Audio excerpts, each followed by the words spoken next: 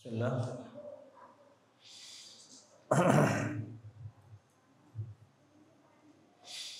Assalamualaikum warahmatullahi wabarakatuh. Innal hamdalillah nahmaduhu wa nasta'inuhu wa nastaghfiruh wa na'udzu billahi min shururi anfusina wa min sayyiati a'malina. Man yahdihillahu fala mudilla lahu wa man yudlil fala hadiya lahu. Asyhadu an la ilaha illallah wa asyhadu anna Muhammadan abduhu wa rasuluh. Allahumma salli ala nabiyyina Muhammad wa ala ali Muhammad kama sallaita ala Ibrahim wa ala ali Ibrahim innaka Hamidum Majid. Ya ayyuhalladzina amanu taqullaha haqqa tuqatih wa la tamutunna illa wa antum muslimun. Ya ayyuhalladzina amanu taqullaha wa qulu qawlan sadida yuslih lakum a'malakum wa yaghfir lakum dhunubakum wa man yuti'illaha wa rasulahu faqad faza fawzan 'azima. Wa ba'd. Ayyuhal ikhwan rahimani wa rahimakumullah, saudara-saudari sekalian, Bapak Ibu sekalian, yang mudah-mudahan kita semua dirahmati oleh Allah Subhanahu wa taala. Mudah-mudahan Allah Subhanahu wa taala senantiasa memberi kekuatan kepada kita untuk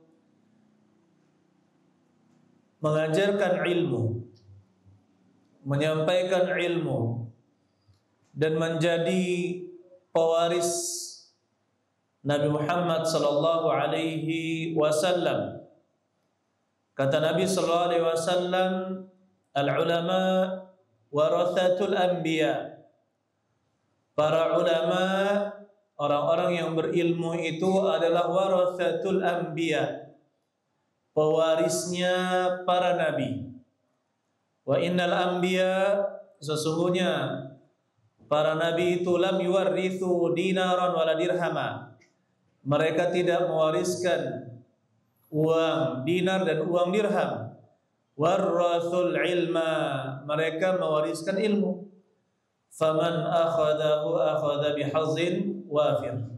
Barang siapa yang mengambilnya, maka dia telah mengambil bagian yang banyak.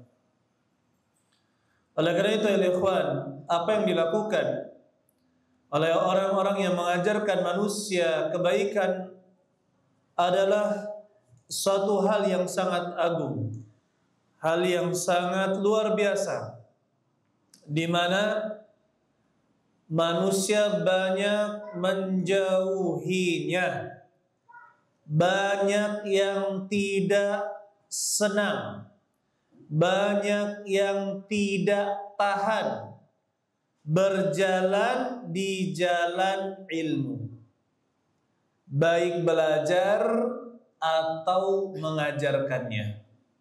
Dan sebagaimana tabiat dari penghuni surga adalah mereka mengamalkan hal-hal yang banyak tidak disukai oleh hawa nafsu manusia. Kata Rasulullah SAW, hujibatil jannatu bil makarih wa hujibatin naru bisyahwat. Hujibatil jannatu bil makarih. Surga itu dihiasi dengan yang tidak enak, dan neraka dihiasi dengan syahwat-syahwat.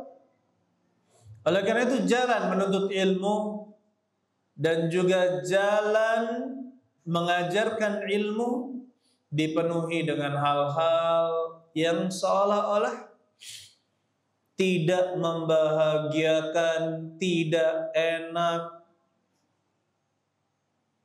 tidak ada enaknya. Padahal itu adalah jalan menuju surga. Apabila itu benar-benar dijalani, maka seorang akan mendapatkan kebahagiaan dunia dan akhirat. Pertanyaan sekarang, ada tidak yang lebih utama dari para nabi di kalangan manusia ini? Jawabannya tidak ada. Tidak ada yang lebih utama dari para nabi. Bahkan Nabi alaihi salam yang mendapatkan kedudukan paling rendah pun itu lebih baik daripada yang bukan nabi dan paling bertakwa. Karena mereka adalah manusia pilihan yang dipilih oleh Allah Subhanahu wa taala. Tetapi kita ingat, ada pewarisnya siapa? Para nabi, yaitu siapa? Para ulama. Oleh karena itu Abdullah bin Mubarak ayyuhal ikhwan, Abdullah bin Al-Mubarak mengatakan, la a'lamu ba'dan nubuwati darajatan afdala min bathil ilm. Kata Abdullah bin Mubarak, saya tidak mengetahui setelah kenabian ada derajat yang lebih utama daripada menyebarkan ilmu. Daripada apa? Menyebarkan ilmu. Kenapa? Karena orang yang menyebarkan ilmu itu telah mengambil bagian dari tugasnya para nabi, yaitu menyampaikan ilmu kepada orang lain. Begitu pula kata Al-Imam Ibnul Qayyim, al-judu bil ilmi wa badluhu wa huwa min a'la maratibil jud. Berderma dengan ilmu dan memberikannya cuma-cuma, wa huwa min a'la maratibil jud, dia adalah bentuk kedermawanan yang paling tinggi. Berderma dengan ilmu adalah bentuk kedermawanan yang paling tinggi. Wal jud bihi afdalu minal jud bil mal. Berderma dengan ilmu itu lebih utama daripada berderma dengan harta. Li'annal ilma asyrafu minal mal. Karena ilmu itu lebih mulia daripada harta. Sepakat tidak? Ilmu itu lebih mulia dari harta? Sepakat. Oleh karena itu ayyuhal ikhwan rahimani wa rahimakumullah,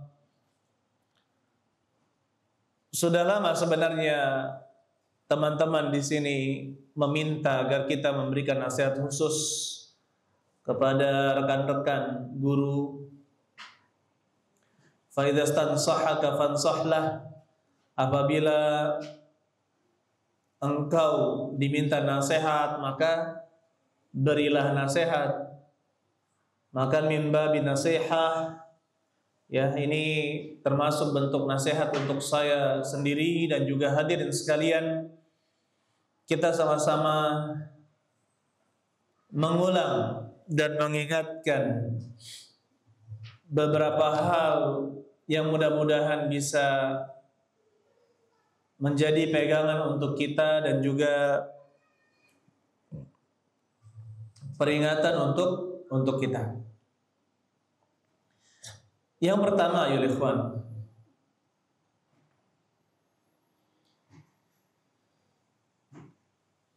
Islam itu akan tetap ada walaupun kita tidak ada. Sampai mendekati hari kiamat nanti akan ada orang yang membawa Islam dan kebenaran, meskipun kita tidak ada. Dalilnya apa? La tazalu qa'ifatu min hadhil ummah zahirina al haqqi. Akan senantiasa ada ta'ifah, sekelompok dari umatku yang tampak dengan kebenarannya. La yadurhum man khadalahum, Orang-orang yang tidak mempedulikan mereka, tidak berbahaya, tidak membahayakan mereka. Hatta yatiya amrullah, sampai datang perkara Allah. Maksudnya Allah wafatkan seluruh orang yang beriman. Sampai itu barulah tidak ada lagi kebenaran, tidak ada lagi yang hak, tidak ada lagi orang beriman.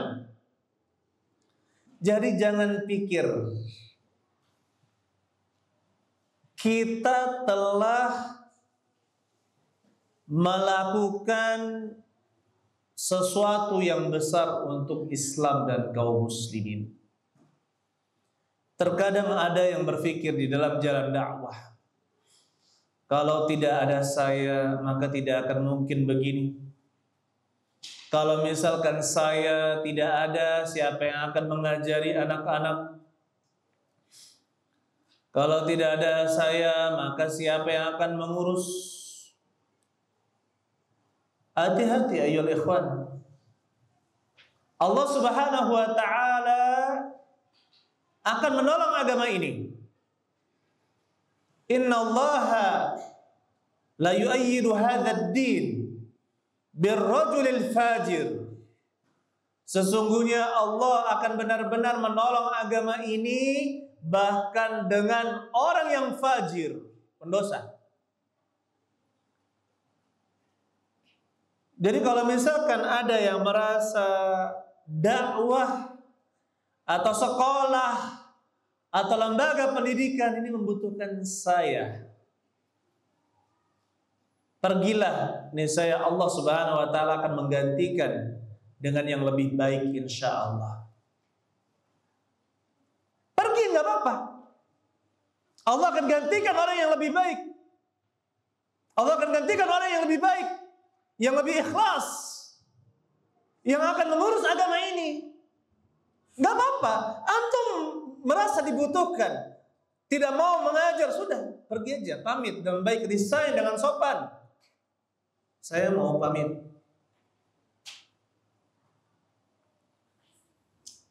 Allah akan gantikan. Allah akan gantikan. Sampai hari kiamat akan ada yang menolong agama ini. Bahkan orang-orang fajir, bahkan subhanallah dalam sejarah orang kafir pun ada yang menolong orang Islam.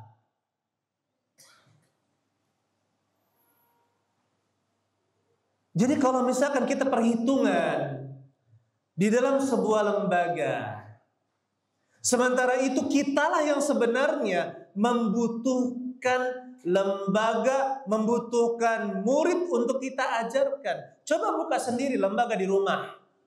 Belum tentu 10 orang mau belajar. Buka sendiri di rumah, belum tentu ada murid. Belum tentu dapat. Ini Allah Subhanahu wa taala berikan, subhanallah, datangkan ada 400 orang, ada 200 orang, ada sekian puluh orang belajar. Tidak perlu payah-payah promosi, subhanallah, alhamdulillah ada murid, tempat menitipkan amal jariyah. Tempat kita menitipkan amal.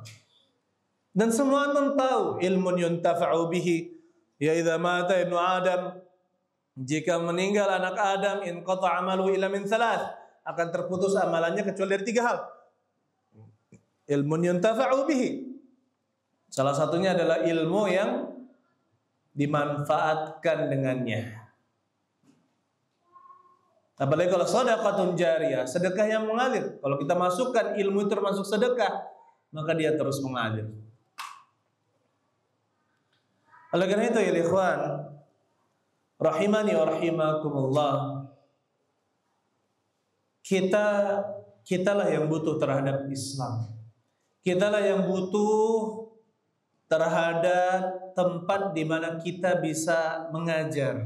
Untuk apa? Untuk menyalurkan ilmu kita, menitipkan ilmu kita kepada murid-murid kita. Seandainya satu orang kita beri nasihat, jangan makan dengan tangan kiri, tapi makan dengan tangan kanan. Dia praktekkan itu sampai wafatnya, atau kemudian dia ajarkan kepada anak cucunya, maka kita juga mendapatkan pahala ketika mereka mengamalkan dengan makan tangan kanan, minum dengan tangan kanan. Adab-adab yang mungkin dipandang remeh, tapi itu terus diamalkan. Contohnya, sebelum masuk WC baca Bismillah, keluar baca Ghufranak. Hal-hal yang mungkin kita pandang remeh dalam kehidupan kita, tapi kalau kita amalkan dan mereka juga nanti ajarkan kepada yang lain, subhanallah, berulang kali diamalkan oleh anak-anak murid kita, cucu-cucu murid kita, cicit-cicit mereka, dan seterusnya sampai akhir zaman. Maka insya Allah tidak akan pernah terputus ayyuhal ikhwan rahimani wa rahimakumullah.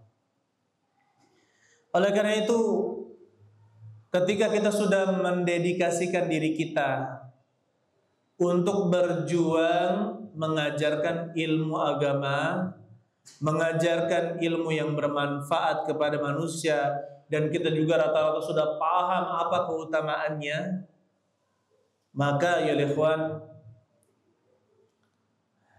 kita harus paham bahwasanya semakin besar usaha yang dilakukan oleh seseorang, semakin besar pahalanya, pasti membutuhkan ikhlas yang besar, membutuhkan ikhlas yang sangat besar. Dan para murid kita itu adalah titipan dan sekaligus amanah yang Allah Subhanahu wa taala berikan kepada kita.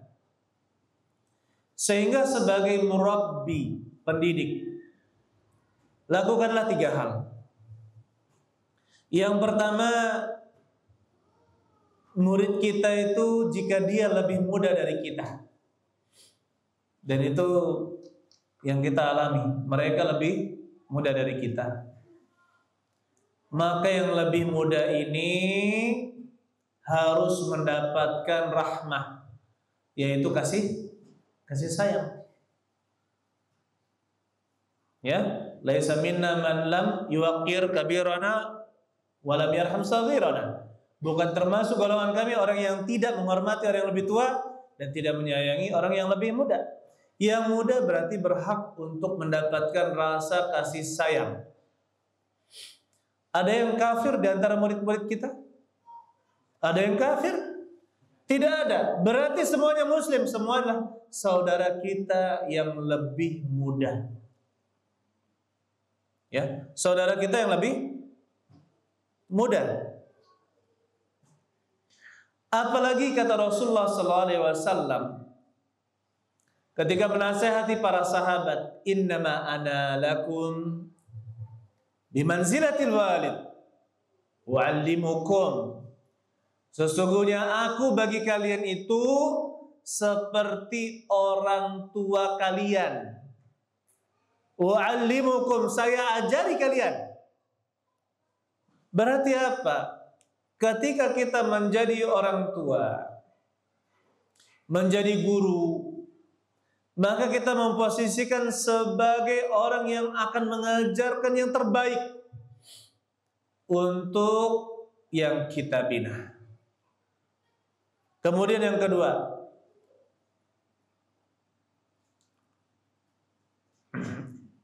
perlakukan murid-murid kita juga sebagai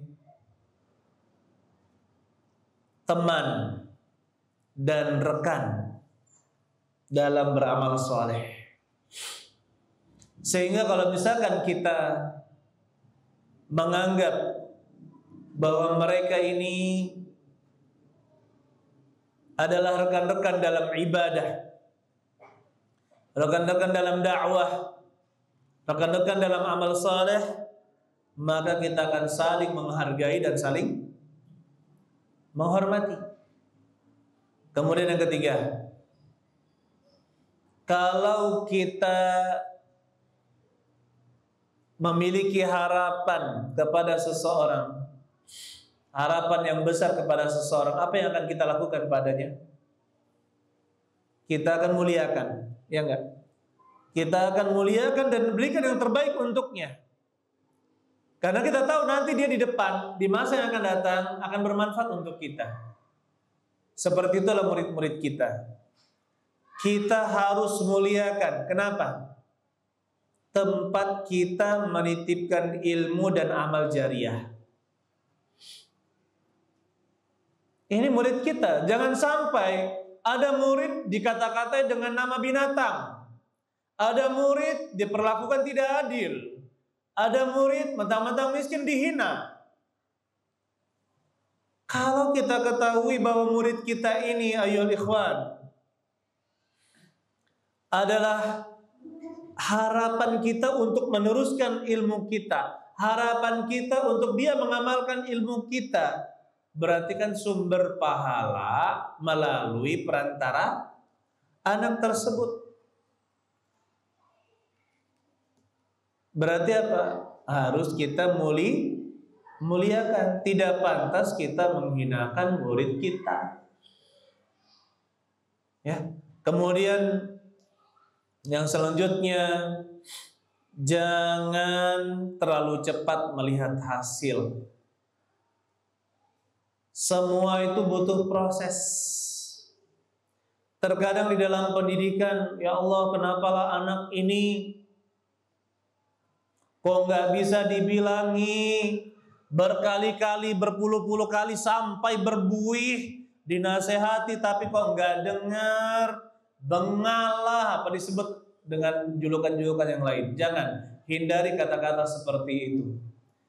Karena apa yang kita lakukan saat ini, apalagi mengajarkan anak-anak usia anak-anak belum masuk remaja, itu akan berpengaruh sampai besarnya nanti. Kalau mau lihat perubahan, belum saatnya.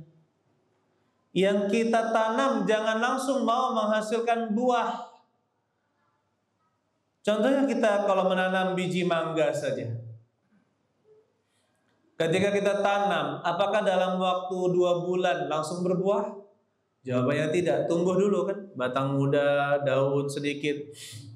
Apakah ketika dia 2 bulan lagi itu langsung berbuah? Tidak, dia keraskan dulu batangnya sampai tinggi 2 tahunan, 3 tahunan, kan gitu. Apakah langsung berbuah? Tidak. Tinggi lagi, dahannya dikeraskan sampai dia kuat, barulah dia berbuah. Buah yang pertama apakah langsung manis? Tidak, rata-rata buah yang pertama itu masem, atau ada yang manis tapi campur-campur. Itu buah yang pertama. Sampai saya pernah dibilangnya oleh orang tua, kalau duku di daerah kita itu manis, kenapa? Itu usianya ratusan tahun katanya. Oh gitu ya? Iya, jadi kalau duku yang baru 20 tahun ini ya masih masem katanya. Oh pantas saya bilang. Ya kan? Jadi butuh proses. Jangan hindari oleh ikhwan. Terkadang guru itu terpengaruh melihat anak-anak yang pintar. Anak ini Masya Allah pintar, anak ini Masya Allah nurut. Tetapi melupakan anak-anak yang subhanallah mungkin punya latar belakang yang berbeda. Punya kebiasaan yang tidak baik misalkan. Nah, perlakuan kita, keadilan, perlakuan, kesabaran, ini sangat penting untuk merubah karakter anak tersebut, meskipun hasilnya nanti mungkin setelah usia 25 tahun baru kita lihat hasilnya. Ya, butuh kesabaran di dalam menuntut ilmu.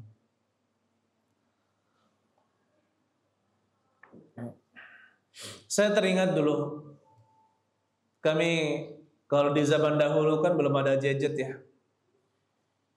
Jadi di pondok pesantren ya kami sepakat gitu sama teman-teman, karena kami sudah setelah SMA gitu ya. Ya minggu ini kita kunjungan kemana? Ke Syekh Fulan, ke Ustadz Fulan, ke ini. Akhirnya kami berkunjung, walaupun hanya disuguhi teh seperti itu kan. Yang penting kami minta nasihat. Jadi beliau menceritakan tentang seorang ustaz. Beliau menceritakan karena ustadukum subhanallah. Ya, beliau pakai bahasa Arab dan kami juga waktu itu belajar bahasa ya, masih belajar idat lughawi. Jadi beliau menceritakan dulu subhanallah ustadz kalian yang menjadi wali kelas kalian sekarang ini dulu masya Allah. Beliau nggak jelaskan rincinya, tapi kami tahu dari ustadz-ustadz yang lain bagaimana beliau dulu waktu kecil. Bandel lah, pokoknya kalau ada pelanggaran, hampir semua pelanggaran dilakukan. Tapi masya Allah, jadi khatib, jadi wali kelas, jadi masya Allah jadi andalan di pondok, gitu kan? Masya Allah keilmuannya juga luar biasa. Jadi memang mendidik itu butuh kesabaran. Yang penting kita ajarkan nilai-nilai kebaikan. Masalah hasil itu menunggu proses. Ada yang cepat, ada yang lambat. Ada yang cepat, ada yang lambat. Sama juga kita ingatkan, jangan terlalu timpang. Ketika kita melihat misalkan ada anak yang subhanallah dia polos, pinter, nurut dan sebagainya, akhirnya diberikan perhatian yang full kepada satu anak ini, dan ternyata datang waktunya dia ke dalam sikap remaja ya. Dalam remaja itu kan remaja dengan usia penolakan dan sebagainya, penyimpangan. Akhirnya apa? Berubah drastis dari yang kita prasangka sebelum itu. Makanya kita tidak bisa berbuat tidak adil kepada siapapun di antara murid kita. Karena kita tidak tahu siapa yang akan lebih bermanfaat dan siapa yang akan berbuah. Saya ingat dulu, subhanallah, ada santri yang beliau itu di pondok pesantren karena qadarullah miskin. Akhirnya beliau nego dengan model, kami nggak punya uang, kami jadi juru masak saja. Jadi yang penting saya mondok di sini masak. Karena dia sibuk masak, berapa puluh santri waktu itu kan, kakak adik. Akhirnya secara pelajaran tertinggal, ya kan, tidak sepintar yang lain, tidak sepintar yang lain. Masak kenapa? Karena masak, nyiapin makanan dan sebagainya. Ya waktu itu bukan seperti sekarang, zaman sekarang namanya pondok ya, sangat sederhana. Subhanallah, belajar ke Timur Tengah. Kakak adik ini pun belajar ke Timur Tengah, bertemu dengan ulama. Masya Allah, an-nas yantafi'una bi'ilmihima. Akhirnya manusia pulang-pulang ke daerahnya mengajarkan ilmu yang bermanfaat. Bahkan ada yang menjadi mudir. Subhanallah. Padahal tadinya di kelas, ketika di pondok, mungkin memahami pelajarannya hanya setengah. Karena kesibukan dia menafkahi diri sendiri dengan memasak, menjadi pegawai di pondok itu. Maka kita tidak bisa berlaku tidak adil. Jadi seluruh santri, seluruh murid harus kita pikirkan. Harus kita pikirkan. Kemudian ayolah ikhwan, rahimani wa rahimakumullah. Banyak yang menjadi masalah ketika menjadi pegawai di lembaga pendidikan Islami. Dan selalu dari zaman ke zaman pembicaraannya adalah mukafa'ah, mukafa'ah, mukafa'ah. Padahal dari kecil saya SD sudah paham dari khutbah-khutbah para penceramah yang kita dengar. Yang pertama, rezeki sudah diatur oleh Allah Subhanahu wa taala. Iya enggak? Antum semua dengarkan seperti itu kan? Dari SD tuh dibilang para penceramah, rezeki sudah diatur oleh oleh Allah Subhanahu wa taala. Yang kedua, diajarkan juga rezeki itu tidak akan tertukar.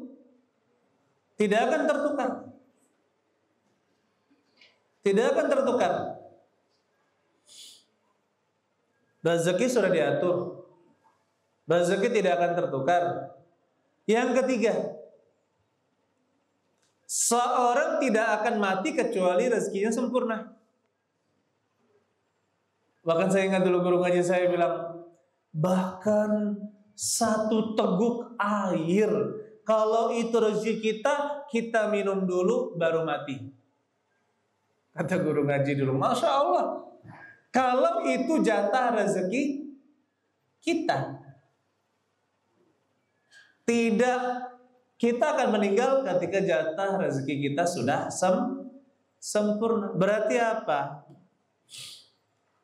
Apapun yang kita jalani dari berbagai macam profesi,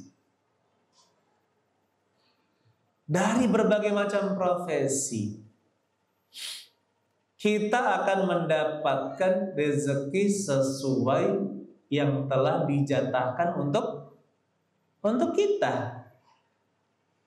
Iya apa iya? Iya. Ya. Jadi kaidah rezeki ini jangan dilupakan. Terkadang ada orang mengatakan rezeki saya ada di gaji saya. Jangan seperti itu. Rezeki saya ada di tangan Allah Subhanahu wa taala. Gaji hanya sebagian dari rezeki. Gaji itu sebagian dari rezeki.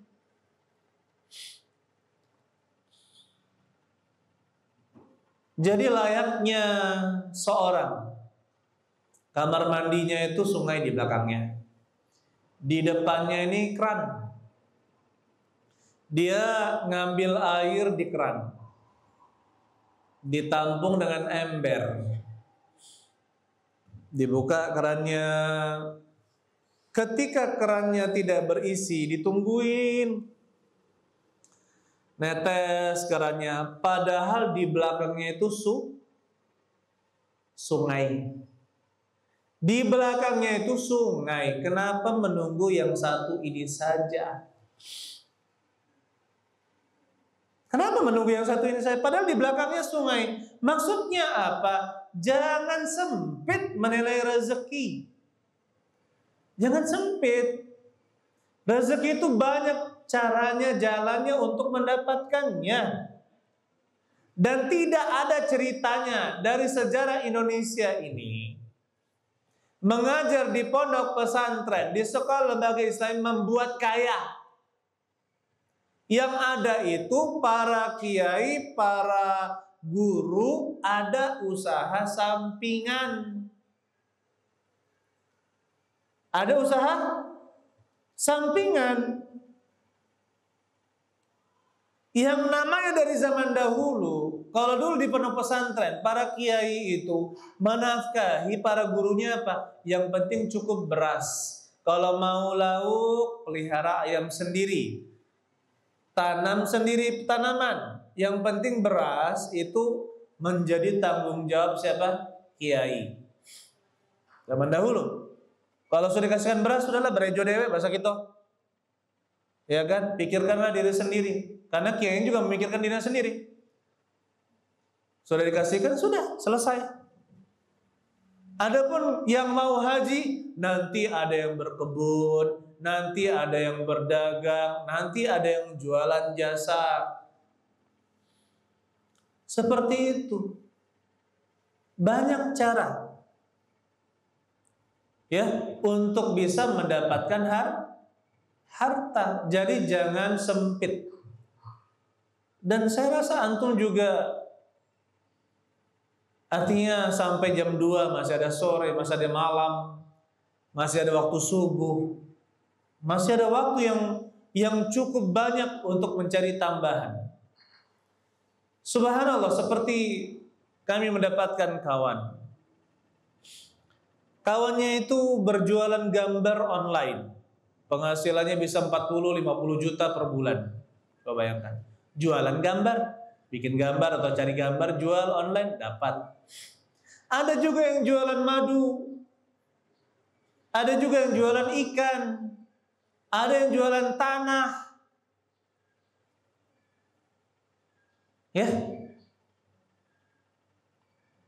Termasuk takallum tahaddus bi ni'matillahi ta'ala. Saya bangun rumah, itu saya jualan juga. Bukan dari gaji-gaji pondok pesantren atau gaji sekolah. Nggak akan cukup. Jualan, kita jualan. Dulu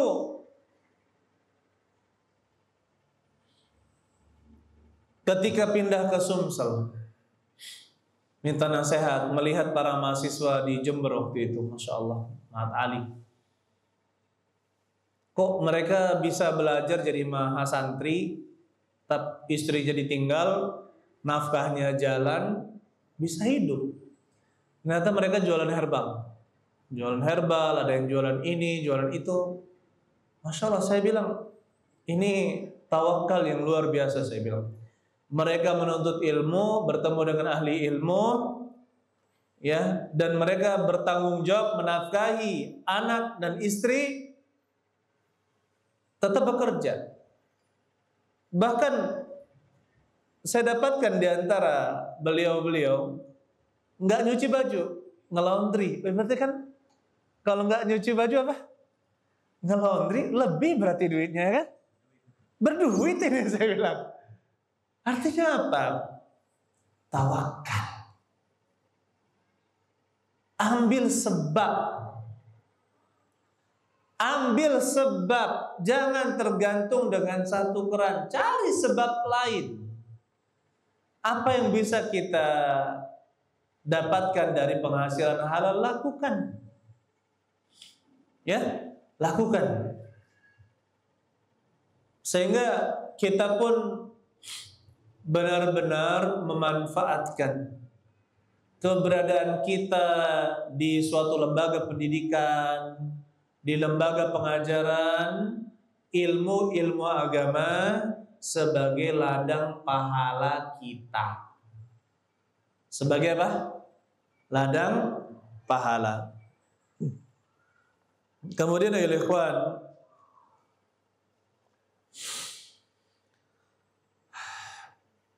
mengenai keikhlasan.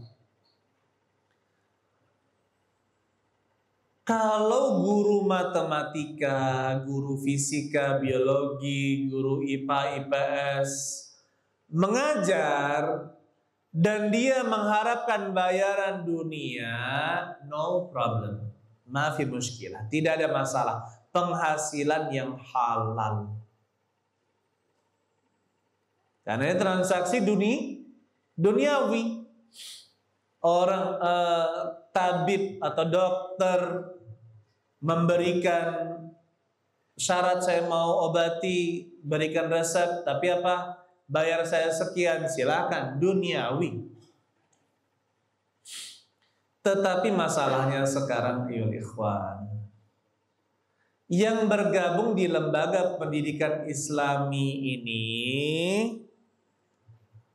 mengajarkan ilmu agama. Selip dikit tidak dapat pahala di akhirat. Ya enggak? Salah niat cuma dapat bagian dunia, tidak dapat pahala di akhirat. Ini letak masalahnya. Ketika kita mengajar, ada yang mau jadi pondok pesantren, di lembaga Islami, ini masalahnya niat. Ini masalahnya. Kalau guru matematika bayar saya sekali pertemuan 100.000, oke, no problem, maafi muskilah, nggak ada masalah, halal. Karena mereka memang transaksi duniawi. Ini masalahnya. Kalau sekarang kita mengajarkan dunia, salah dikit nggak dapat apa-apa di akhirat.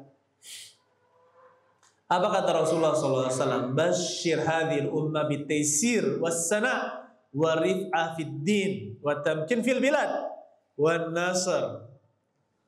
Faman 'amila minhum 'amalan bi'amalil akhirah lid dunya, barang siapa beramal di antara mereka dengan amalan akhirat untuk tujuan dunia, falaisa lahu fil akhirati min nasib, maka dia tidak mendapatkan bagian di akhirat. Coba bayangkan ancaman, barang siapa di antara mereka beramal untuk amalan akhirat tapi tujuannya dunia, maka di akhirat dia tidak mendapatkan bagian apa-apa. Maka sebagai pengkiasan ya ikhwan, amalan yang tujuannya akhirat, bagaimana agar dia mendapatkan pahala akhirat? Kita beri contoh sebagai muazin dan imam. Ini yang paling mudah untuk kita pahami. Seorang muazin tahu pahalanya besar, imam juga pahalanya besar, ya kan? Nah sekarang, kalau dia tidak mau berazan atau tidak mau jadi imam, kalau tidak dibayar, kalau nggak dibayar nggak mau saya jadi imam, kalau nggak dibayar nggak mau saya azan. Berarti tujuannya apa? Dunia. Dia hanya mendapatkan dunianya saja. Orang yang kedua, dia sebelum adanya akad dia azan, memang muazin. Sebelum adanya akad dia pun imam. Dan dia digaji ataupun tidak digaji, diberi mukafah ataupun tidak diberi mukafah, dia tetap jadi azan, muadzin. Kalau dia muadzin tetap jadi imam, meskipun tidak ada embel-embel mukafah dan sebagainya, dia tetap jalani itu. Kenapa? Karena mengharapkan pahala akhirat. Kemudian di sini ngikut, dikasih. Maka yang seperti itu ikhwan insyaallah mendapatkan pahala kamilan, sempurna. Sebagaimana para mujahid di kalangan para sahabat berjihad di jalan Allah, ternyata menang, ganimahnya dibagi kepada para sahabat. Apakah merusak pahala jihad mereka? Jawabannya tidak. Tetapi itu adalah karunia dan rezeki dari Allah karena berjihad di jalan Allah Subhanahu wa ta'ala. Nah, tapi bagaimana kalau dia menginginkan akhirat, tapi satu sisi dia juga menginginkan apa? Dunia. Nah, di sini bagaimana? Maka disinilah bisa jadi setiap waktu keadaannya berbeda-beda, pahalanya berbeda-beda dari waktu ke waktu, tergantung bagaimana niatnya. Innamal a'malu binniyat. Sesungguhnya amalan itu tergantung niatnya. Wa innamal likulli imri'in ma nawa. Sesungguhnya setiap orang akan mendapatkan sesuai apa yang dia niatkan. Jika niat akhiratnya besar, maka lebih besar pahala akhiratnya. Jika dunianya besar, maka dunianya yang dapatkan, akhiratnya sedikit. Maka di sini ya ikhwan, ya kita katakan kalau kita memang menetapkan bahwa kita ini guru agama, guru tahfiz, guru tajwid, guru tahsin, maka kalau mau pahala besar di akhirat, maka latihlah terus hati kita ini agar benar-benar hanya untuk Allah Subhanahu wa ta'ala. Ya. Kemudian ya ikhwan, mungkin ada yang bertanya, Ustadz, kenapa kalau kita jadi khotib atau ngisi kajian kemudian kita sebaiknya menerima amplopnya atau tidak? Menerima amplop atau tidak menerima amplop itu tidak berpengaruh pada keikhlasan. Tidak membuktikan juga dia ikhlas atau tidak. Betapa banyak orang yang mengambil amplop tapi bukan untuk dirinya, untuk orang lain. Ya enggak? Dan betapa banyak orang yang menolak amplop itu agar dilihat oleh orang lain dan dia riak. Oh, Ustadz Fulan tidak mau menerima amplop. Terkenal, itulah keikhlasannya. Hati-hati. Dikenal dengan keikhlasannya dalam berdakwah, hati-hati juga. Ya. Makanya kita katakan menerima atau tidak menerima itu tidak bisa jadikan patokan ikhlas atau tidak ikhlas. Kemudian ayyuhal ikhwan rahimani wa rahimakumullah. Nasihat selanjutnya,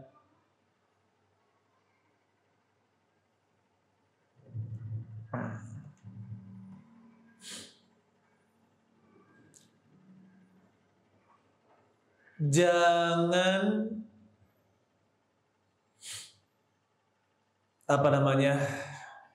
jangan sungkan untuk menerima kritikan dari teman-teman kita.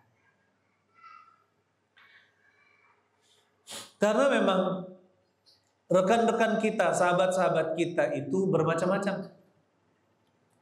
Ada yang bisa menyampaikan kritikan dengan hikmah. Ada yang menyampaikan kritikannya mungkin menurut kita kurang beradab.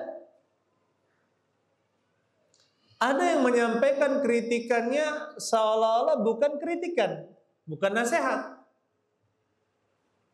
Maka jangan lihat bagaimana mereka menyampaikan.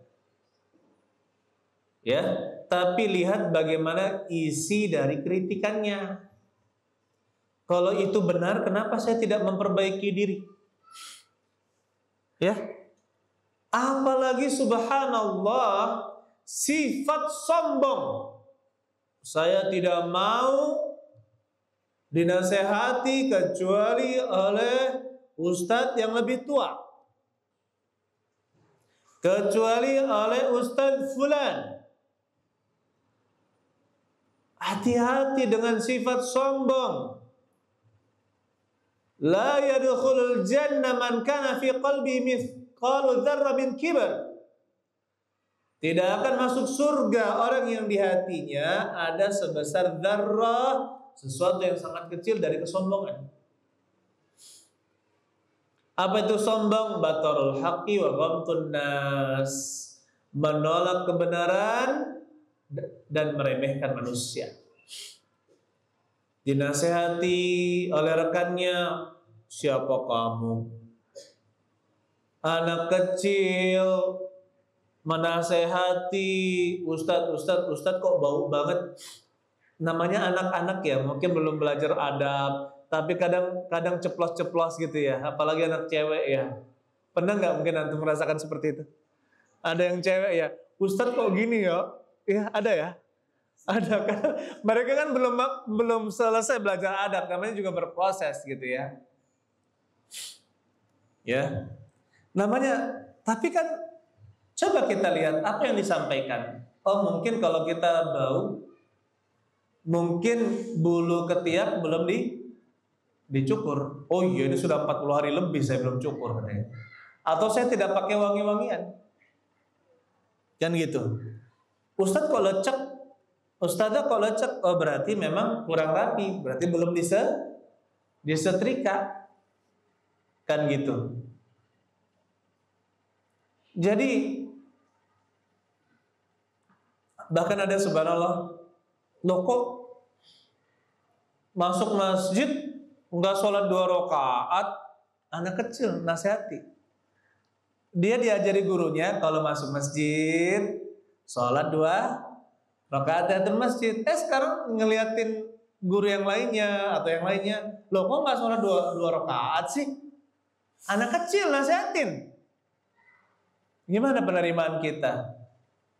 Ya, kata para ulama di zaman dahulu, la yanbulur rajul hatta yakhudhal ilma amman fauqahu. Tidak akan cerdas seseorang itu sampai dia mengambil ilmu dari yang atasnya.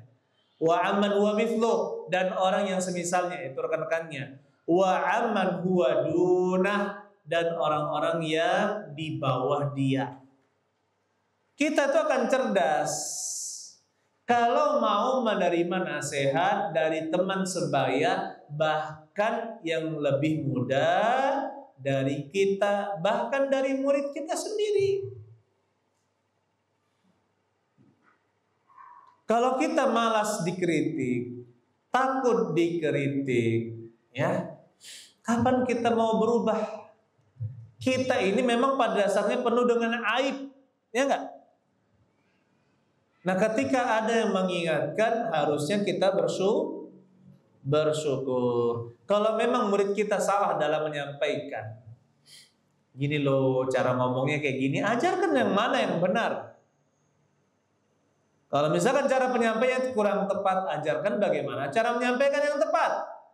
Tapi bukan malah, oh saya kemarin dipermalukan oleh seorang, subhanallah. Ayo ikhwan, ini juga ingin saya sampaikan.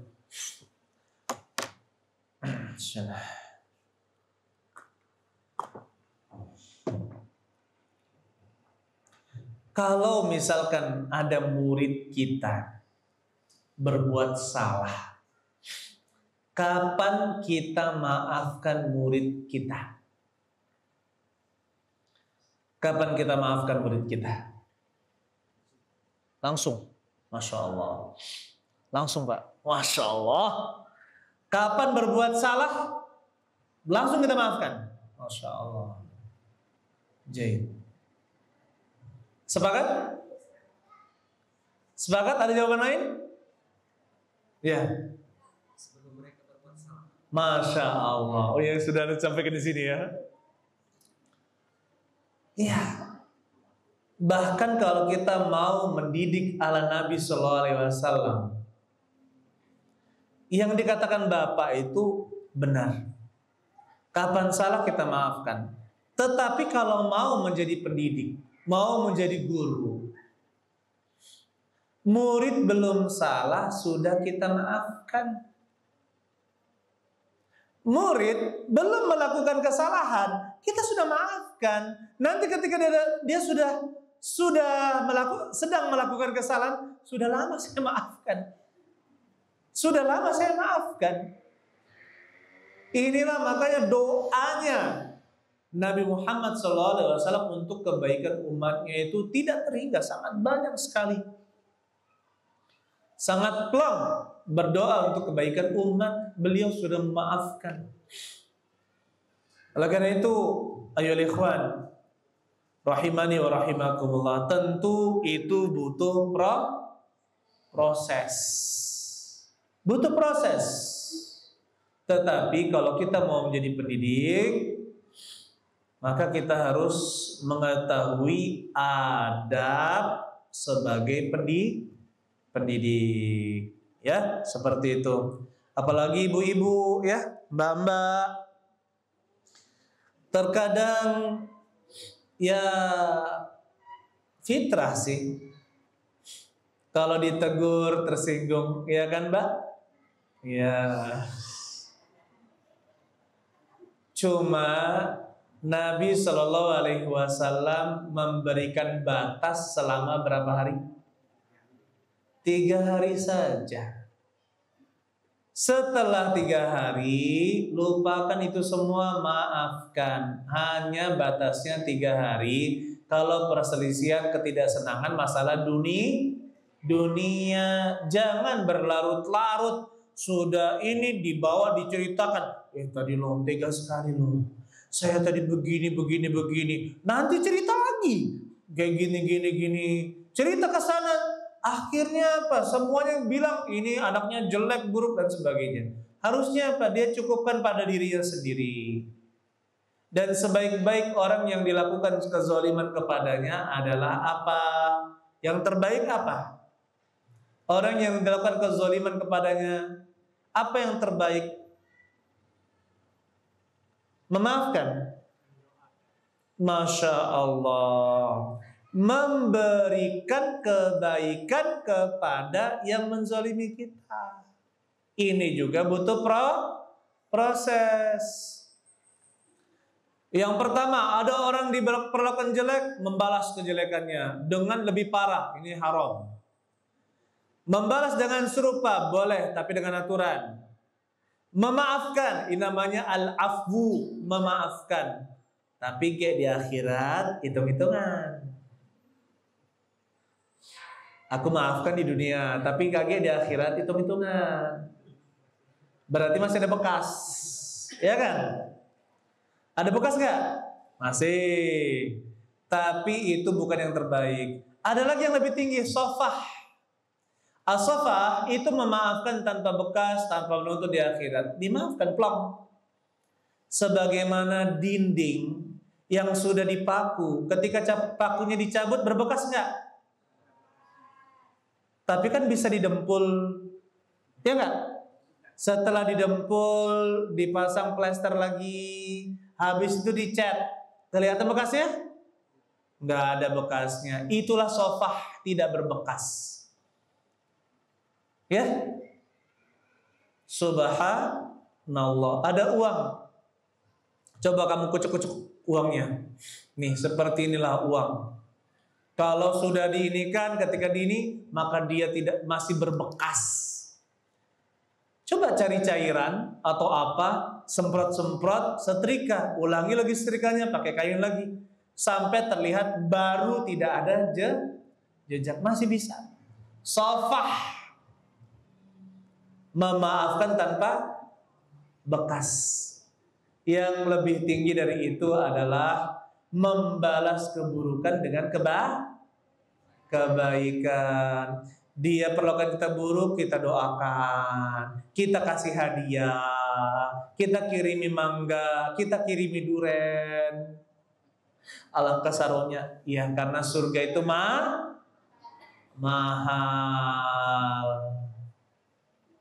Ya enggak? Ya. Kemudian tidak kalah pentingnya seorang mudarris, seorang guru itu harus menjadi suri teladan, baik dalam akhlak.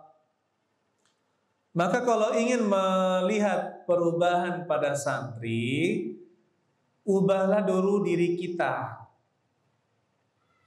Baik misalkan mengkritik santri dalam berpakaian, perhatikan dulu kita. Ingin murid rajin baca Al-Quran, kita perhatikan diri kita. Ingin murid berakhlak mulia, perhatikan adab kita.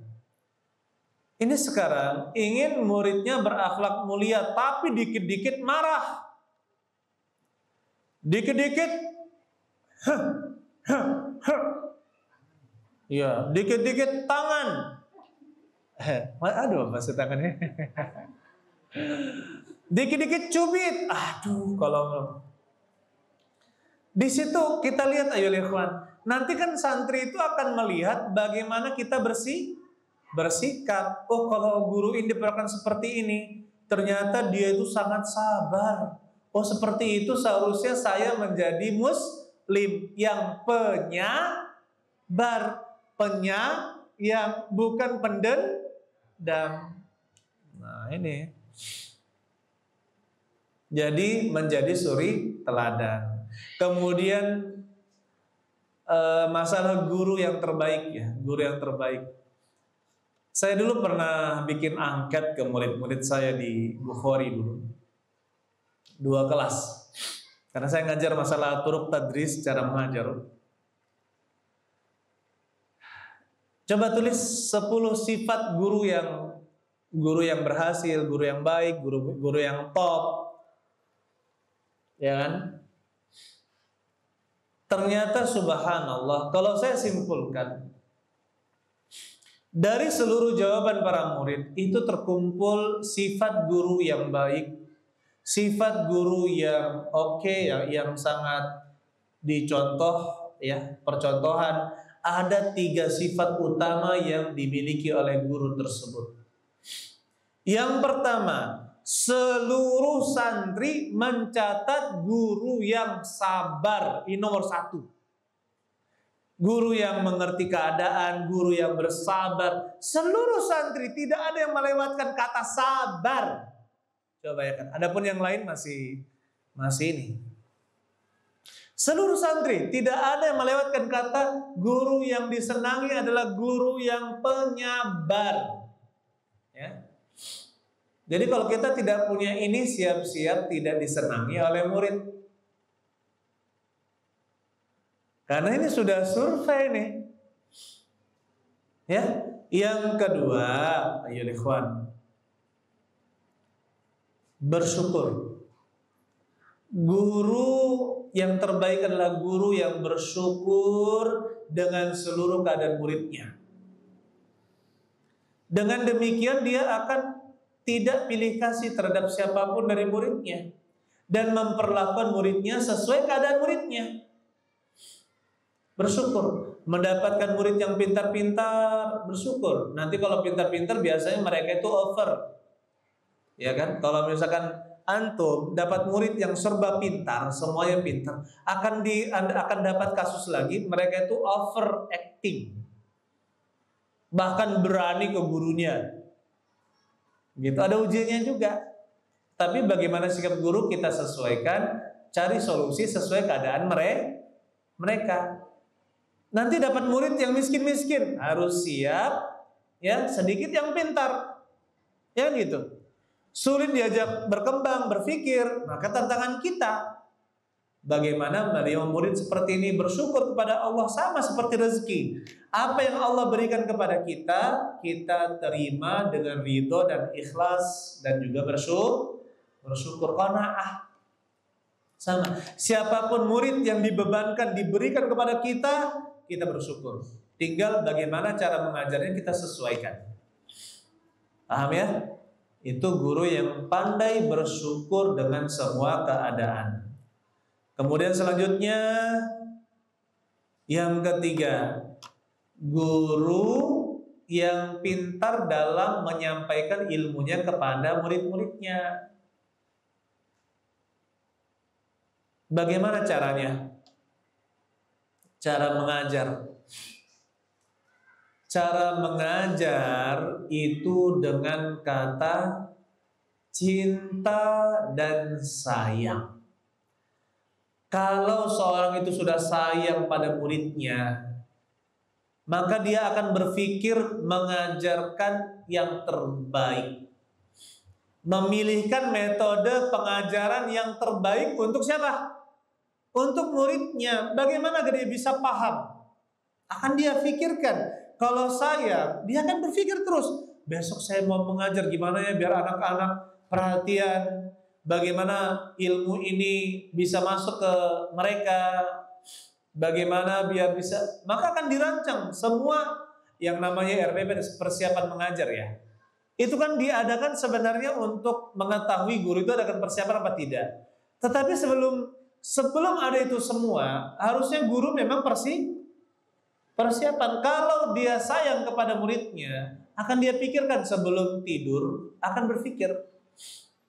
Sampai ya rekan-rekan yang mengurus pondok pesantren, dia bilang, bangun tidur ngurusi santri. Di sekolah mikirin ngurus santri, murid. Pulang sekolah mikirkan masalah tadi. Malam-malam cerita sama istri tentang santri. Sebelum tidur masih bicara masalah santri. Mimpi, santrinya masuk dalam mimpi.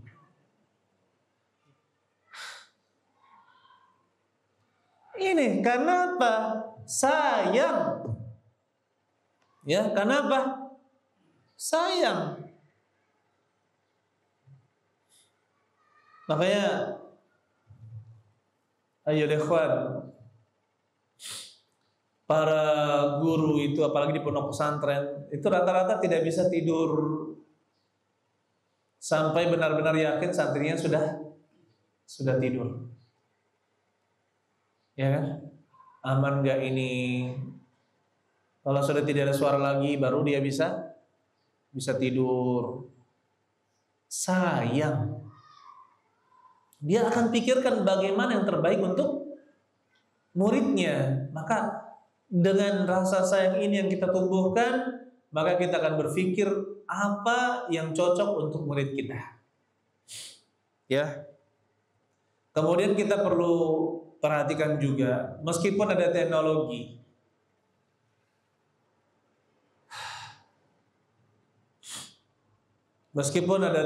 sekarang ini terbukti ya bahwa belajar dengan buku dan juga menulis itu lebih memahamkan daripada yang pakai gadget, misalkan tablet atau apa. Nah, di sini mungkin mereka akan kok katrok banget sih ngajarnya gitu ya. Kok klasik banget sih. Nggak ada modern-modernnya. Nah, di sini ya ikhwan, butuh yang namanya pembiasaan. Kalau kita mendidik, itu pertamanya harus arahkan dengan sedikit memaksa. Baru nanti menjadi kebiasaan. Setelah itu menjadi budaya. Karena pada dasarnya murid-murid yang masuk sekolah kita ini bermacam dan beragam jenisnya, ya enggak? Ada yang belum bisa sholat subuh, ada yang belum bisa ngaji, ya kan? Ada yang bicaranya ke ustadz pakai kau, kamu. Mungkin Ustadz Wahyu kaget ya waktu di sini ya. Orang Jawa dapat orang Palembang. Nah ini dibilangi kamu, aduh. Kalau mungkin orang Palembang biasanya itu masih sopan, kamu itu sopan. Tapi coba tanya Ustaz Wahyu, dibilangi kamu itu, aduh, penghinaan banget itu kalau di Jawa, gitu kan?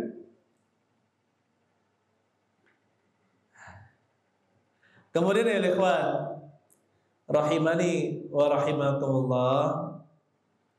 Jadi ya,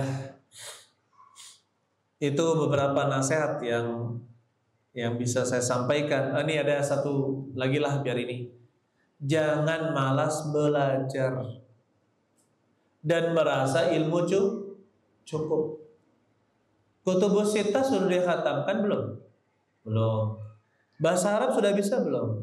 Kalau belum bisa, belajar. Ngaji belum lancar, lancarkan. Tajwid belum bisa, pelajari dan hafalkan. Kan gitu. Agama ya, hafalkan dalil-dalil dasar, dalil pokok. Setelah itu tingkatkan, terus tingkatkan. Kalau sudah pernah baca Al-Quran terjemahkan, tingkatkan ke tafsir. Sudah bisa tafsir, tingkatkan lagi ke tafsir. Karena tafsir itu bertingkat-tingkat.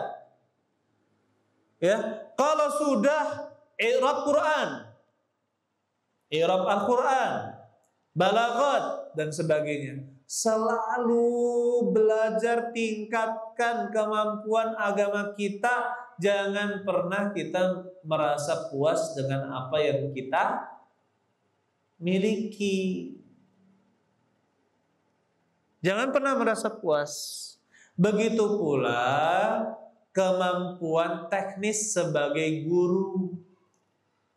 Ini kan lucu, guru nggak bisa Microsoft Word, nggak bisa Microsoft Excel, lucu. Nggak bisa PowerPoint, lucu. Zaman sekarang nggak bisa.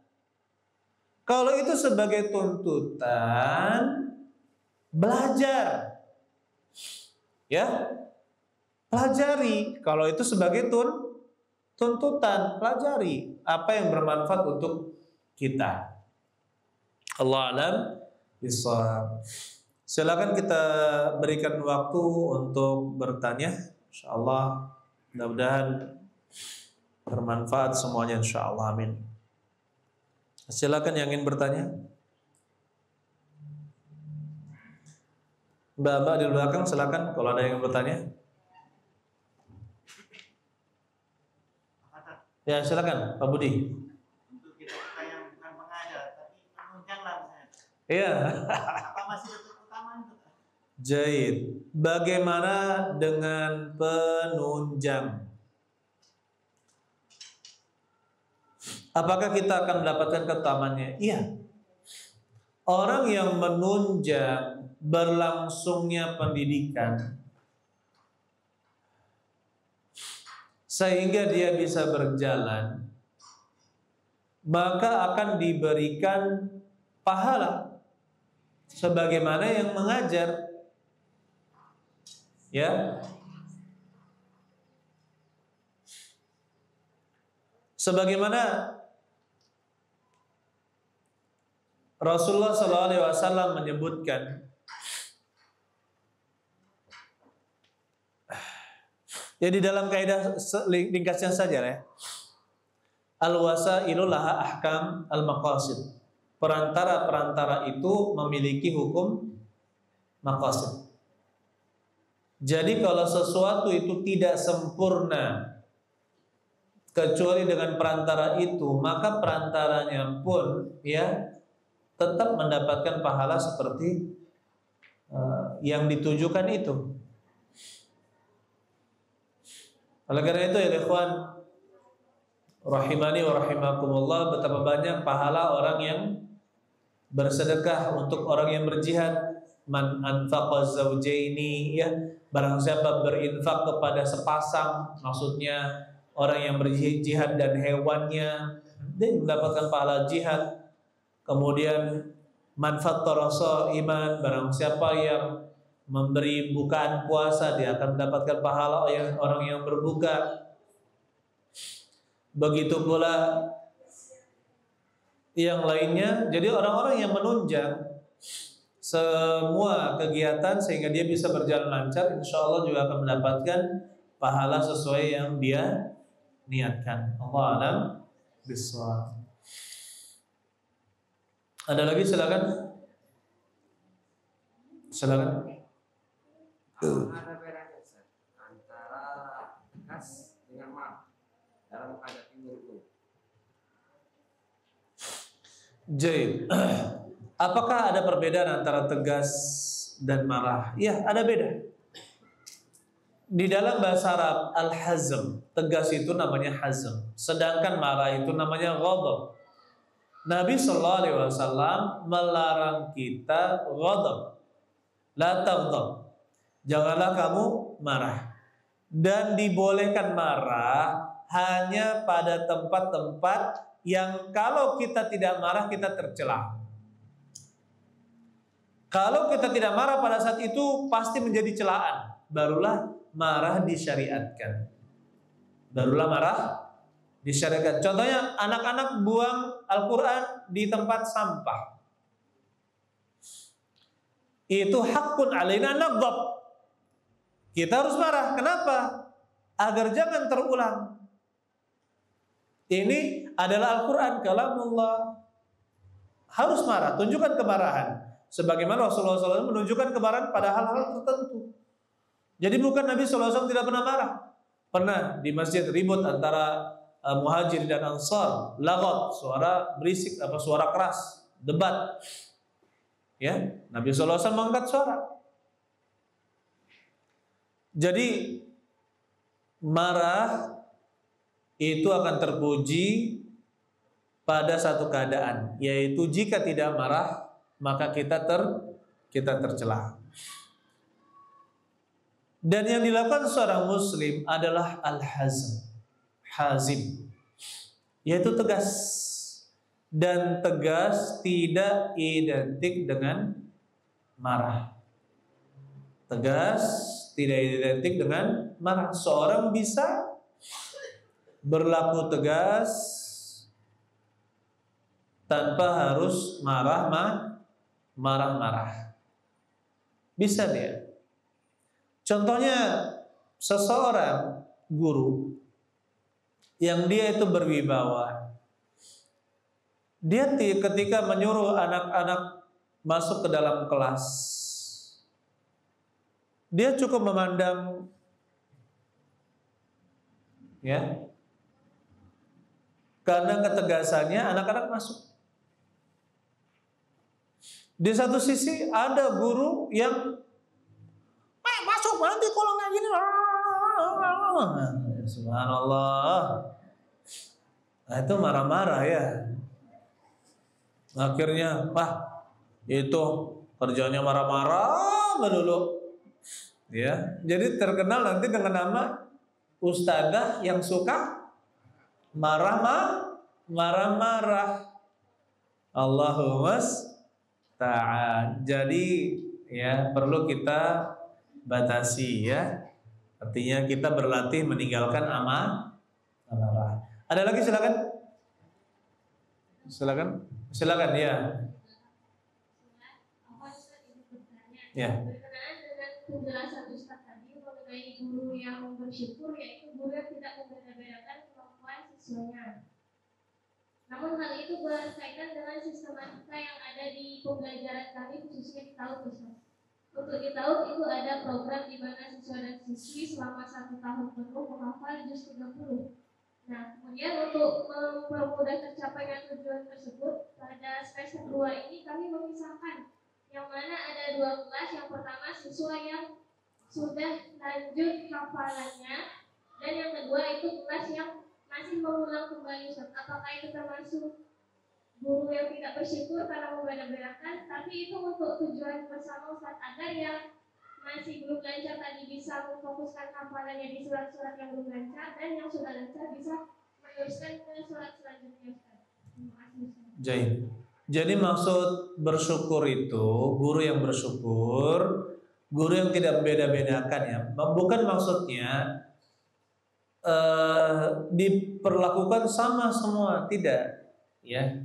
Jadi dalam pengambilan sikap menyesuaikan kondisi santri atau murid. Nah itulah ya, jangan sampai misalkan mendapatkan murid yang lemah akhirnya dibiarkan begitu saja tanpa perhatian, mendapatkan murid yang pintar fokusnya ke yang pintar aja. Tidak. Apa yang dilakukan tadi bagus ya. Yang ketinggalan dibuat 2 kelompok ya, yang lancar silakan agar targetnya tercapai, yang belum tercapai dibuatkan kelompok. Itu termasuk bentuk bersyukur, berarti memperhatikan yang kurang mampu ya. Nah, itu maksud dari tidak bersyukur di situ. Ada terkadang guru, apalagi sistem zonasi sekarang ya. Anak-anak bodoh masuk sini. Karena sistem zonasi harus menerima yang deket-deket kan. Padahal nggak pinter. Padahal tadinya sekolahnya itu sekolah orang-orang pinter. Akhirnya mencela, tidak bersyukur. Kita tidak. Di dalam pendidikan agama, kita tidak tahu murid mana yang akan meneruskan perjuangan kita. Kita nggak tahu. Oleh karena itu, selama apapun murid kita pikirkan apa yang terbaik untuknya. Apa yang terbaik untuk anak tersebut. Dan tidak harus sama. Dalam mengajar tidak harus sama. Misalkan, anak yang kurang harus kita ulangi 5 kali. Kalau yang pintar cukup 1 kali. Ya nggak apa-apa. Ya, tidak mengapa. Silakan, ada lagi? Silakan, Ustaz. Bismillah. Assalamualaikum, Ustaz. Ya, waalaikumsalam. Izin bertanya, apakah guru umum juga memiliki keutamaan seperti guru diniyah? Maksudnya tuh bisa mendapatkan pahala sama seperti guru diniyah gitu, Ustaz. Jadi, ini kayaknya ada kecemburuan ya. Jawabannya bisa. Betapa banyak guru umum justru mengajarkan adab-adab yang luar biasa kepada muridnya. Jadi contohnya, yang namanya guru umum itu jangan hanya mengajar, tapi turut mendidik. Turut mendidik. Kan banyak hal yang bisa kita ajarkan. Contohnya bagaimana cara berbicara kepada yang lebih tua, hindari perkataan seperti ini, gunakan kata seperti ini, kalau ada tamu perlakuan seperti ini. Kemudian ketika di masjid ajarkan seperti ini. Adab-adab itu kan sangat banyak. Ketika orang tua bersama orang tua, jangan main HP, berhenti main HP-nya, dengarkan perkataannya, misalnya kayak gitu. Jadi adab-adab yang seperti ini itu kalau kita ajarkan maka kita akan mendapatkan pahala juga. Begitu pula kalau kita ajarkan kebaikan. Muallimin nasa khaira. Karena lafaz hadisnya diminta ampunkan kepada pengajar kebaikan kepada manusia. Apa yang dinamakan kebaikan, maka itu bisa berpahala. Saya beri contoh. Seorang guru agama menasihati kepada murid-muridnya, kalau makan jangan kebanyakan makan ini misalkan, nanti akan menyebabkan ini, bahaya untuk kesehatan. Kebaikan apa bukan? Ini kebaikan. Nanti kalau usia kalian di usia seperti ini, jangan terlalu banyak makan jeroan misalkan, karena fisik sudah seperti ini. Atau misalkan kalau kalian mau menyaring air, cara penyaringan airnya seperti ini. Jadi di dalam pelajaran tetap diselipin hal-hal yang bermanfaat. Maka kata Nabi SAW, ahabbun nasi ilallahi anfa'uhum linnas. Manusia yang paling dicintai oleh Allah adalah yang paling bermanfaat untuk orang lain. Jadi apakah guru umum bisa mendapatkan pahala juga? Jawabannya bisa. Alhamdulillah. Satu lagi. Ya, silakan.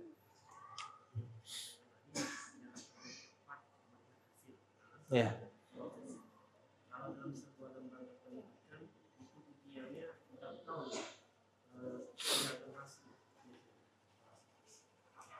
Allah alam bisawab ya ikhwan. Setiap di dalam pendidikan ya, kita tidak bisa melihat perubahan itu dengan memukul rata setiap anak. Karena faktor kedewasaan itu berbeda-beda.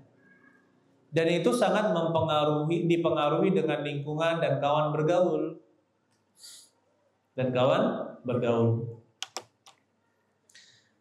Yang jelas hasil pendidikan kita itu tidak bisa kita lihat sampai usia remaja. Rata-rata akhir dari usia remaja adalah 21 tahun. Karena di sini memang yang namanya pemuda itu ya, kalau nggak ada gilanya nggak disebut pemuda. Makanya kadang melakukan hal-hal gilo sebenarnya wajar, asal jangan berbahaya. Kita batasi asal jangan apa? Berbahaya. Naik motor kalau bisa 150 km per jam. Kalau kita pikirkan ya Allah sudah punya anak 4, kalau kita kayak gitu, alangkah buyannya, nak kayak gitu juga nak anak muda, ya kan bahasa kita kan? Akhirnya kedewasaan itu terbentuk dengan umur ya. Maka kita katakan tidak bisa kita melihat. Sebagian ahli tarbiyah menyebutkan auladukum ya, itu terbagi menjadi 7 tahun pertama, 7 tahun kedua, dan 7 tahun ketiga.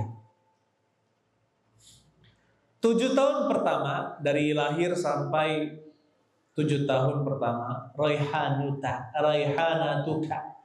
Dia adalah raihanah, wangimu atau kesayanganmu. Masih anak-anak, dicium, dibelai, digendong sebagainya. 7 tahun pertama. 7 tahun kedua, sahibuka wa qarinuk atau aunuk. Dia akan menjadi pembantumu. Berarti sampai 14 tahun anak itu apa? Aunuk, menjadi pembantu. Nah, 7 tahun ketiga berarti usia 14 sampai 21. Itulah penentuan bagaimana kita bersikap. Karena dia ini akan fase di mana di sana memberontak, fase di mana di sana mereka akan berpikir tidak mau diatur. Ini antara 14 sampai 21. Sehingga rata-rata ulama tarbiyah mengatakan dewasa awal itu 21 ya, di usia 21 dia akan menjadi pendukung kita atau musuh kita itu tergantung di usia 14 sampai 21. Salah bersikap maka kita menjadi musuhnya. Bagaimana kita melihat hasil pendidikan kita? Tunggu saja. Mudah-mudahan setelah 21 sudah kelihatan. Tetapi bisa jadi dia juga 21 ini masih belum hilang masa mudanya. Mancing, beli joran 2,5 juta. Ya kan? Alangkahnya, mahal-mahal beli joran. Pakai apa? Ibu tahu ya joran, Bu ya? Oh ya, alhamdulillah. Motor, apa namanya, baut motor yang hiasannya bilang ke bininya 200.000 padahal 2 juta. Ini kenapa? Hal-hal yang seperti ini terpengaruh dengan usia muda. Maka kita tidak bisa katakan juga usia 21 itu pasti hilang apa? Hilang kegilaannya, ya. Bisa dibilang kayak gitu ya. Sobwah, kita katakan sobwah. Tapi tergantung, ya. Tapi tergantung. Nah, tapi kalau rata-rata kedewasaan itu dicapai di usia 32 tahun, ya. Sesuai kematangan giginya atau fisiknya tumbuh seluruh giginya, tulangnya sudah tidak berkembang lagi. Nah, di saat itu seorang mencapai usia kedewasaannya, maka kita katakan ya ikhwan, ya sabar meskipun sampai 30 tahun atau sampai 40 tahun kita baru bisa melihat hasilnya, kita bersabar. Terus doakan yang terbaik untuk murid-murid kita. Mungkin ada yang menyimpang. Bahkan subhanallah sebagian ada yang mungkin ya ikut klub malam, narkoba, jual narkoba, mungkin seperti itu. Jangan pernah mendoakan keburukan ke murid-murid kita. Doakan kebaikan, ya Allah, panggillah dia untuk bertobat. Alhamdulillah setelah itu dia kembali bertobat, kembali kepada Allah Subhanahu wa taala, ya kan? Dulu kami dari Jakarta disupirin tuh supir yang bercerita, dulu saya dunia malam Ustaz katanya. Sekarang anak saya sudah 4, saya berpikir masa saya mau menafkahi anak istri dengan yang haram, ya kan? Pengedar dia. Jadi kita dapatkan kedewasaan seorang itu berbeda-beda. Ada yang cepat dewasanya, seperti para pemuda yang syabun nasya fi taatillah, seorang pemuda yang tumbuh kembang dalam ketaatan kepada Allah karena dia berkumpul dengan para ulama. Para ulama tidaklah keluar dari mulut beliau-beliau kecuali hikmah. Akhirnya yang itu berpengaruh kepada dirinya. Ya kan? Ketika duduk dengan para ulama ahli hikam, dia pun lebih cepat dewasanya daripada yang tidak duduk dengan para ulama. Seperti itu. Maka kita katakan insyaallah ikhwan, ya, selalu doakan yang terbaik untuk murid-murid kita. Apapun yang diperlakukan kepada kita, doakan yang terbaik. Meskipun hasilnya mungkin setelah 20 tahun, 30 tahun, tidak mengapa. Ya, insyaallah Allah Subhanahu wa taala mengabulkan doa-doa kita semua, doa guru kepada muridnya, orang tua kepada anaknya. Mudah-mudahan Allah Subhanahu wa taala senantiasa memberikan taufik kepada kita. Barakallahu li wa lakum wa lil muslimin. Subhanallahi bihamdik, asyhadu an la ilaha illa anta astaghfiruka wa atubu ilaik. Assalamualaikum warahmatullahi wabarakatuh.